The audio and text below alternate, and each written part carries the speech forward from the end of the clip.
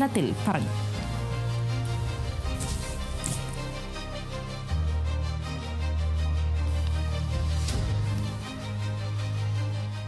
Solar വിഷയം പറഞ്ഞ പിതാവ് ഉമ്മൻചാണ്ടിയെയും കുടുംബത്തെയും വേട്ടയാടിയതിന് മന്ത്രി കെ.ബി. ഗണേഷ് കുമാറിൽ നിന്ന് എം.എൽ.എ. ചാണ്ടി ഉമ്മൻ.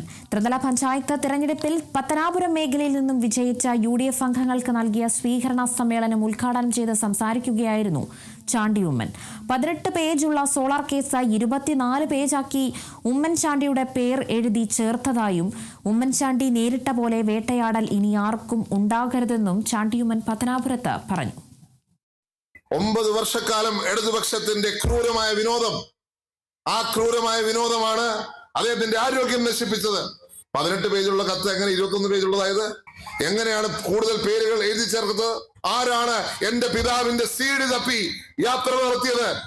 അതുകൊണ്ട് ഇന്ന് ഇത് കേരളത്തിലെ ജനങ്ങൾ തിരിച്ചറിയുന്നു എന്ന് കണ്ടിട്ട് അത് കോൺഗ്രസിന് തലയിൽ കെട്ടിവെക്കുവാനുള്ള ശ്രമം നടന്നുകൊണ്ടിരിക്കുകയാണ്. ആരെയാണ് വഞ്ചിക്കാൻ ശ്രമിക്കുന്നത്? നിങ്ങളുടെ ക്യാപ്സ്യൂളുകൾ എത്ര ഇറക്കിയാലും ശരി, കേരളത്തിലെ കൊച്ചുകുട്ടികൾക്ക് പോലും അറിയാം CPM ആണ് സോളാർ കേസിന്റെ പിന്നിൽ എന്നുള്ള കാര്യത്തിൽ യാതൊരു സംശയവുമില്ല.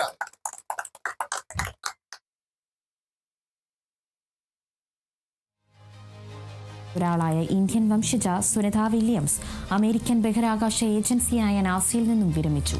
നീണ്ട 27 വർഷക്കാലത്തെ നാസയിലെ സേവനമാണ് അവസാനിപ്പിച്ചത്. 2025 ഡിസംബർ 27-ന് സുനിത വില്യംസ് ഔദ്യോഗികമായും വിരമിച്ചതായി നാസ വൃത്തങ്ങൾ വ്യക്തമാക്കി.